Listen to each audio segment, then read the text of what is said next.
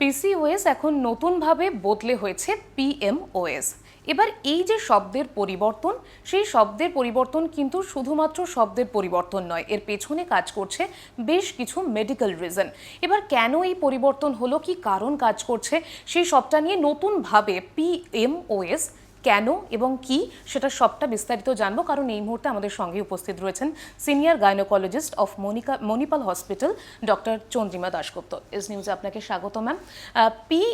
PCOS, যেটাকে আমরা এখন পিএমওএস বলছি, সেটা এই পরিবর্তনের ব্যাপারে তো যাবই, তবে তার প্রথম একটুখানি এই সমস্যাটা সম্পর্কে, এই সিনড্রোমটা সম্পর্কে একটুখানি সংক্ষিপ্ত জানবো আপনার থেকে। পলিসিস্টিক ওভেরিয়ান সিনড্রোম এখন নতুন নামকরণ হয়েছে পলি এন্ডোক্রিন মেটাবলিক ওভেরিয়ান সিনড্রোম। এই সমস্যাটি শুধু যে হরমোনাল সমস্যা নয়, তার সাথে সামগ্রিকভাবে এটা মেটাবলিক সমস্যাও বটে। সুতরাং এটা শুধু ওভারির মধ্যেই সীমাবদ্ধ নয়, এটা ওভারি থেকে হরমোনাল ইমব্যালেন্সের জন্য যা যা সিমটমস হওয়া, তাছাড়াও অন্যান্য উপসর্গও দেখা যায়, যেরকম হার্টের সমস্যা, ডায়াবেটিস ইত্যাদি বিভিন্ন ধরনের। সেই জন্যই এখন আর কি নতুন নামকরণ পলি এন্ডোক্রিন মেটাবলিক ওভেরিয়ান সিনড্রোম। একদমই তাই। এই যে পলিসিস্টিক থেকে পলি এন্ডোক্রিন হওয়া, এটার পেছনে কি কারণ কাজ করছে, কেন এই পরিবর্তন, সেটা যদি একটুখানি বল। হ্যাঁ, আসলে এই যে পলিসিস্টিক ওভেরিয়ান সিনড্রোম, যেটা আগে আমরা বলে থাকতাম, খানিকটা তো বিভ্রান্তিকর এবং অসম্পূর্ণ ছিল। সুতরাং এই যে নতুন নামকরণ একটি গ্লোবাল কনসেনসাসের মাধ্যমে ল্যান্সেট জার্নালে এটা প্রকাশিত হয়েছে এই আর্টিকেলটা, এবং অত্যন্ত যুক্তিযুক্ত। পলিসিস্টিক ওভেরিয়ান সিনড্রোম বলাতে অনেকের ধারণা থাকতো যে এটা বোধহয় ওভারিরই অসুখ। হ্যাঁ, অবশ্যই ওভারি থেকে যে হরমোন নিঃসৃত হয় তার ইমব্যালেন্সের জন্য কিছু কিছু সমস্যা দেখা যায়, যেমন পিরিয়ড অনিয়মিত হওয়া, কিংবা কিছু কিছু হরমোন এক্সেস, যেমন অ্যান্ড্রোজেন বেশি থাকার জন্য এই অবাঞ্ছিত লোম বা ব্রণ, কখনো কখনো এই পলিসিস্টিক ওভেরিয়ান সিনড্রোমে তাতে বন্ধ্যাত্বের সমস্যাও দেখা যেত।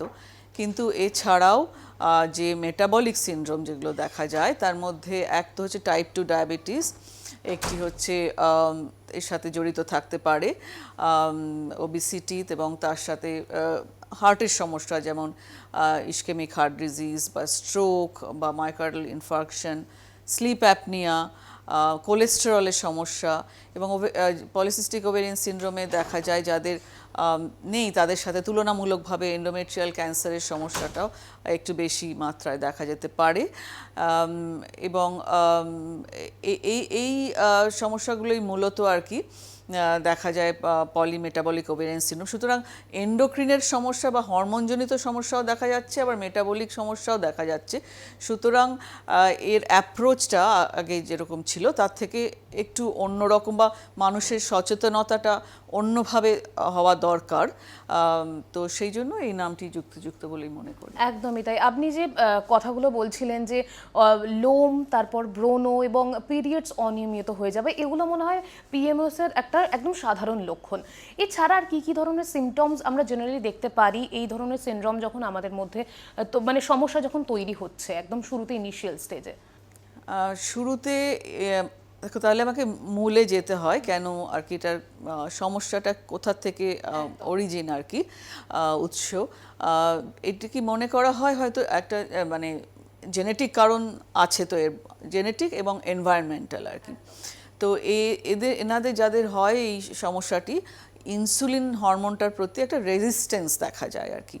ইনসুলিন একটি হরমোন, যেটা প্যানক্রিয়াস বলে একটা গ্রন্থি, তার থেকে রিলিজ হয়, এবং ইনসুলিন হরমোনটি শরীরের বিভিন্ন যে অর্গ্যান তাতে ভালোভাবে রেসপন্ড করে না ইনসুলিন হরমোনের প্রতি, ইনহেরেন্টলি আর কি, এটা ভেতরকার ব্যাপার। তো ইনসুলিন যেহেতু ওটা ভালো কাজ করছে না, ওই জন্য আরও ইনসুলিন তৈরি হয় শরীরে, এবং এই অনেকটা ইনসুলিন, মাত্রাতিরিক্ত ইনসুলিন, অতিরিক্ত যে ইনসুলিন, তার ফলে কিছু কিছু হরমোন এটাতে প্রভাবিত হয়, কিছু কিছু হরমোন বেড়ে যায়, কিছু তারতম্যের একটা সমস্যা দেখা যায়, যার ফলে এই ওভারিয়ান সিস্ট, আমাদের যেটা আমরা ওভারিয়ান সিস্ট বলে থাকি, এইটা আদতে ওভারিয়ান সিস্ট কিন্তু নয়।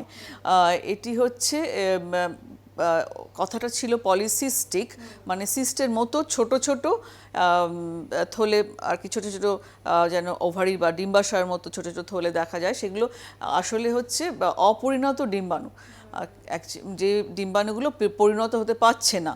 তো পলিপিএমওএস যাদের আছে তাদের এই অপরিণত ডিম্বাণুর সংখ্যাটা বেশি হয়, ফলে যে হরমোন আসে তাতে কিছুটা ইমব্যালেন্স হয় দেখা যায়।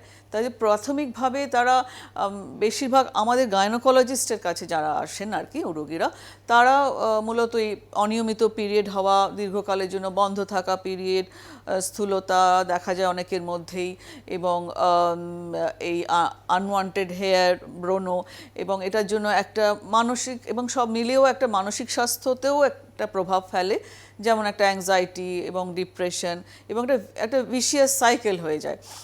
এবং তার সাথে সাথে আমি তো বললাম অন্যান্য যে অর্গানগুলো সেগুলো অ্যাফেক্টেড হতে পারে, যেরকম প্রেশার, যেরকম সুগার, যেরকম স্লিপ অ্যাপনিয়া, কোলেস্টেরল, এই সমস্যাগুলোই মূলত। এবং তারা যখন এই ফার্টাইল পিরিয়ডে, তখন তারপরে যে রিপ্রোডাক্টিভ এজ গ্রুপে তাদের কিছু ওই বন্ধ্যাত্বের সমস্যাও দেখা যায়। একদমই তাই। এখন বর্তমানে মেয়েদের ক্ষেত্রে এই সমস্যাটা কমন দেখা যাচ্ছে। অনেকের ক্ষেত্রে দেখা যায় যে অনেকেই বলে এই সমস্যাটা দিয়ে তারা যাচ্ছে। কেন, এর পিছনে কারণ কি আছে বলে আপনার মনে হচ্ছে? কেন যত দিন যাচ্ছে তত এই সমস্যা আরো মাথাচাড়া দিচ্ছে? পলিসিস্টিক ওভারিয়ান সিনড্রোম, হ্যাঁ, অনেক কমন এটা। 5 থেকে 8 জন যদি আসেন রোগী আমাদের ক্লিনিকে, তার মধ্যে একজনের পলিসিস্টিক ওভারিয়ান সিনড্রোম বা পিএমএস নিয়ে আসেন। হ্যাঁ, বেশি হারে দেখা যাচ্ছে মানুষের সচেতনতা বেড়েছে, এটা তো 1 নম্বর কারণ। 2 নম্বর কারণ হচ্ছে একটা এনভায়রনমেন্টাল ফ্যাক্টর আছে। তুলনামূলকভাবে আগের থেকে এখন আমাদের যে খাদ্যাভ্যাস বা তো পাল্টেছে বটেই, খানিকটা লাইফস্টাইলের জন্য বলতে পারো।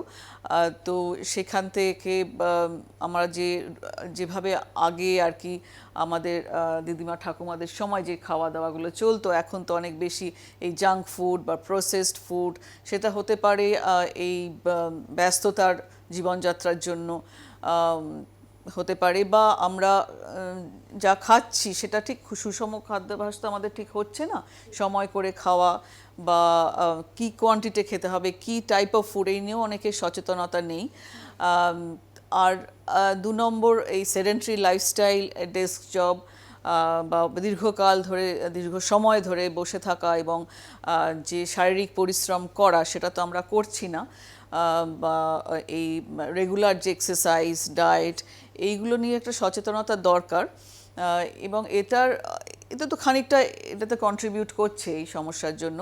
তার সাথে স্ট্রেস, নিদ্রাহীনতা, ল্যাক অফ স্লিপ,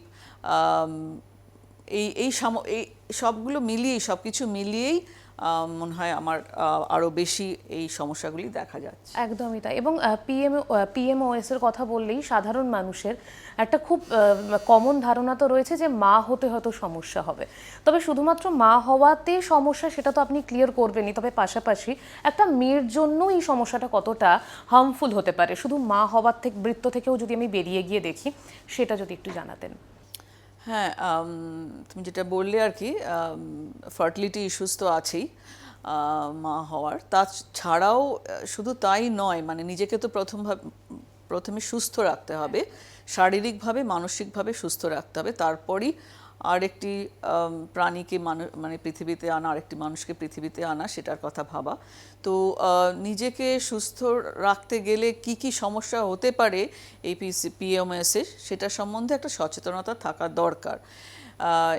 এই এবং এর জন্য যদি এই সিমটমসগুলো থাকে কখনো, তবে তো ডাক্তারের পরামর্শ অবশ্যই নেওয়া উচিত, কারণ এটা শুধু এখনকার জন্য না, এই সমস্যাগুলো একটা দীর্ঘমেয়াদী সমস্যা আর কি, মানে ভবিষ্যতেও তার অনেকটা ইমপ্লিকেশন আছে।